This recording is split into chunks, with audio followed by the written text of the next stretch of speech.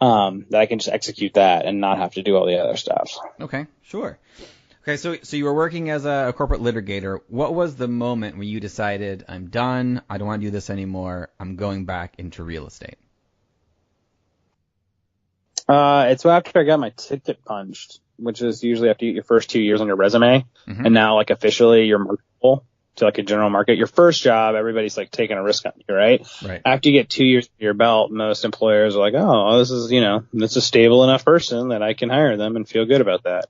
So they call it getting your ticket punched, right? Okay. So I always recommend that if you're going to spend all the money and time to get a professional degree, like probably try to work at it for a couple of years as like your fallback. To say like, if everything went wrong and I'm deciding I want to sell popsicles, at least I'm an attorney that's choosing to sell popsicles. Right. Right? Because that's just what, it just gives you that other option. I'm a big fan of having fallback plans, right? Like I still have a doomsday van, even though I have more money now than I've ever had in my entire life. Right? I still have a travel van, a Sprinter that I converted for long-term travel, because I'm like, well, you never know, things could really, any moment I'll still have my van there. And then come to find out, like the richest guys that I've gotten to associate with now, all have the same like mentality, just at varying degrees. Like some of them, it's like, oh, at least I got that $20 million in that offshore, trust account. If everything really goes wrong, at least still have that little nest egg. And to them, that's a little nest egg, right? Right. But, everybody has that degree, and I just think it's important for everybody to have something like that. Yeah. So let's go back to your van a little bit. So is that like your bug out bag type of plan van? I mean, in a way, right? I mean, it's actually like a super slick 3500 series like Sprinter that I modified the whole inside to like a cabin that has like a queen size bed, cabinetry, a sink, a fridge, solar panels on the roof, bicycles under it. Can carry all my travel gear to like go to canyoneering, long-term hiking, skiing. I could essentially people can live in these vans. I don't think I could for very long, but it's what I use for travel when I'm going to go I'm going to bug out for 3 weeks to go, hike the PCT or something. I'll take it up there and go do stuff. Yeah. So very cool. But if I had to, I can park that sucker right down by a river, fish every day, hot showers off of a solar. Shower. I'm down. That's good. I like that you're really prepared. That's nice. So, okay, so you started your company. I know before you mentioned you had run the mechanic shop. What was it about this startup that felt different from other things you had done? Well, I mean, this piece is that this is just a way smarter startup, right? I mean, it's a digital product. It's a legal service, so it's really high margin, and we found a way to productize it. So if you can get a business that's information based, that you can productize, and you can do it all electronically, I would say you got yourself a good business there. Because if you can figure out how to generate leads with that, you're going to have enormous amounts of revenue. Which then makes you be able to make a ton of mistakes. And I can't tell you how many mistakes I've made. We had our revenue was such that, and our margins were such that I could afford to make a lot of mistakes. That otherwise would have put us out of business if we had lesser margins, which is why it's important to actually have really expensive products. And that's the challenge lies in. It's like, how do you get really expensive products that you can sell that are information based and all digital? Yeah. So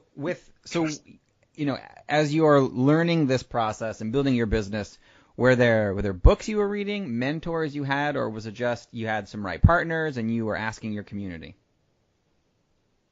It's always going to be a combination, right? Anybody that tells you it's not, I don't think really fully appreciates the tapestry of what it really takes to be successful in their own life, right? Yeah. So you need to go out and you need to crush all the top books, right? Of like what you hear people talk about podcasts. If you hear it a few times, it probably means that it's actually the ones that people are listening to. Like if you haven't read the 4-Hour Work Week, highly recommend you read that. I mean, like there's so much good stuff in that.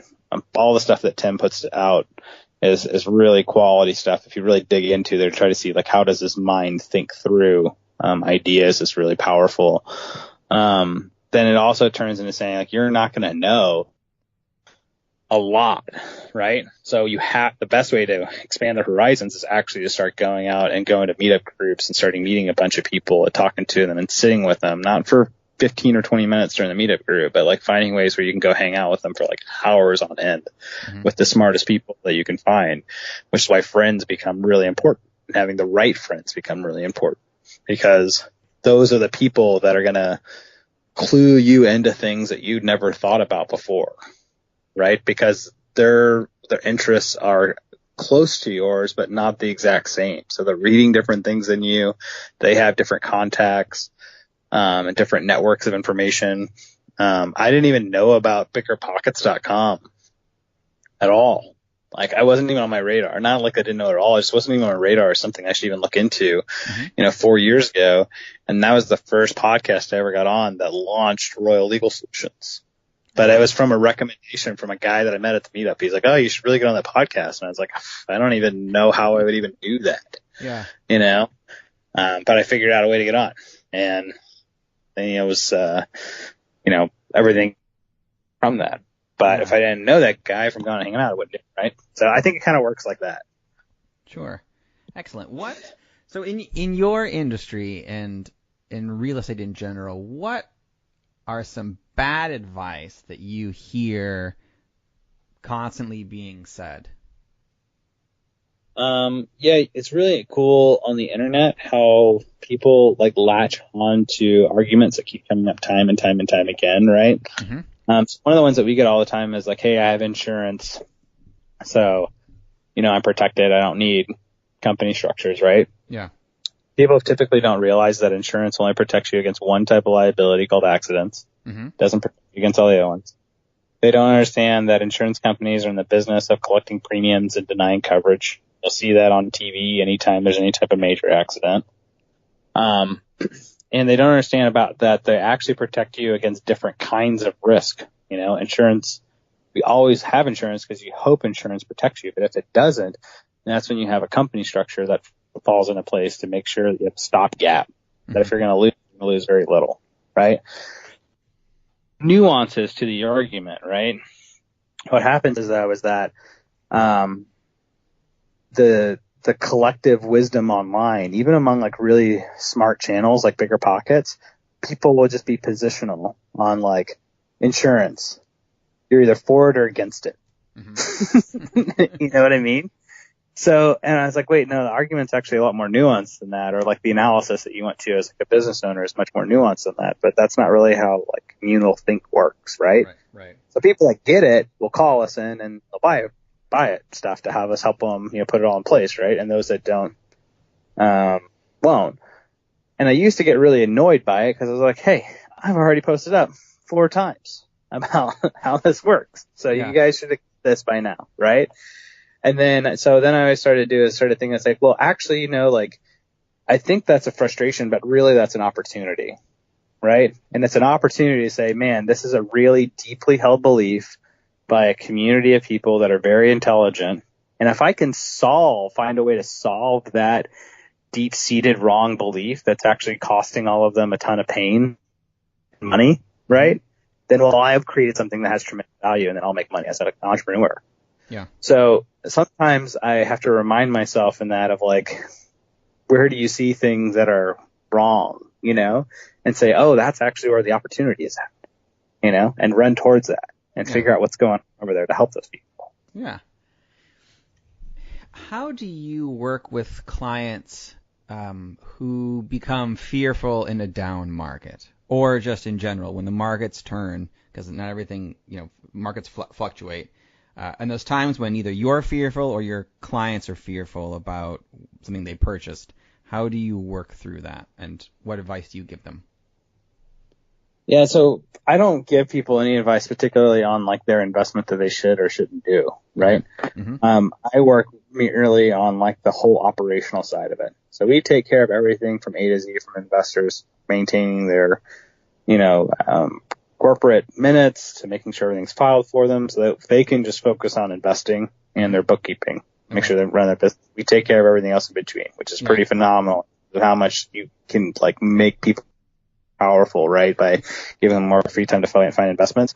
Yeah. And the reason why that's important is because when you can take somebody and say, well, now you have, 3 times as much time to focus on your investment. That's really what allows them to not have as much fear, because then they can really get in to really analyze like what's actually really happening. They have time to think through what's going to happen in a down market. Maybe this isn't a deal. If I'm worried about the market turning in 2 years, I need to buy this differently. Like I'm targeting things at a much bigger discount as I need to anticipate the dip. Or I need to make sure things are cash flowing really strong. Even if it dips, I don't care because the cash flows are so strong because I know these renters are going to be in here. For a long time, right? So it just allows people to approach things really differently. But most of the time, almost all the time, you'll find is that fear only can really exist when people are actually living in the future or they're living in the past. There's almost never a time in the present where people really need to be afraid, right? And if you can find ways to help people live in the present, or when they come to you to help them get present, then all of a sudden the fear drops away and people all of a sudden can get rational about like what's happening, and they can get really centered into saying, okay, this is what I really want.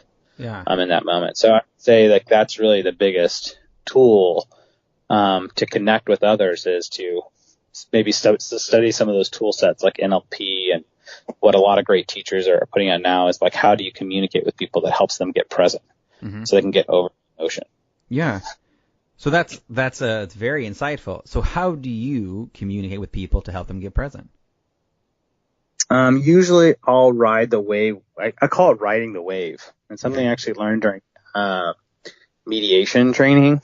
I can't remember who this guy's name was, but I was in Albany, New York, taking mediation classes because I thought I was going to be a mediator of all things. And got out of law school, be like, oh, you can entrust me to settle this dispute. I mean, how naive could I possibly have been, right? Yeah. But there was a teacher in there that talked about saying, like, when people come to you with like an incredible amount of anger, and this was around like helping people mediate from family disputes and all kinds of other things. But when they come with like a tremendous amount of anger, most of the time what we typically try to do is shut those down, to be like, oh, it's going to be okay, blah, blah, blah, right? And what you notice in that is that that almost never works, right? Right. To get them to the desired result, but we always keep trying it. And I say we, like collectively as a society, right? So he said what you want to do is you want to call it riding the wave or surfing. Like they're giving you this wave of energy, just surf the wave with them, like match them in the intensity. And if they come to you like, oh, I can't believe this son of a bitch, blah, blah, blah, and be like, oh, I can't believe that's the worst thing that's ever happened. And it's like, can you believe they do that? And then you just get there and match their intensity, and then pretty soon, like, they just burn it all the way out. They connect with you in that moment, and they burn it all the way out to allow them to then get settled again. They've depleted all the energy there, and now they're present. That's one way of doing it. Okay. Another way of doing it is just to sit and reflect and, practice like reflective listening. Just repeat back to like what it is that you're hearing from them, so they can feel like they're heard and understood, and eventually they'll spin all the energy out. But the worst thing you can try to do is to try to tell somebody to just be different. Oh, be happy. Like, it just doesn't work. Yeah. So you've had a very interesting career, and it sounds like you're a lifelong learner, and you keep on dipping into new things and new techniques. What would you say has been the best advice you've ever received? The best advice I ever received was to just, relax. Probably. I probably need that advice about once a week. To tell you the truth here. Yeah. Because it doesn't seem to matter to me like how good things are going. I'm always seeing like how they could be going better. And then I put a ton of energy behind that, which makes you successful. There's no doubt about that. But it can also make you miserable at the same time. Because your world that you live in that you choose to see is always the world of the not, not the world of like what it is and like what's created and what's amazing about it. Yeah. So I think it's just really important for us to be careful, about sometimes the things that can create really great success are also the things that can just make you totally miserable if they're unchecked.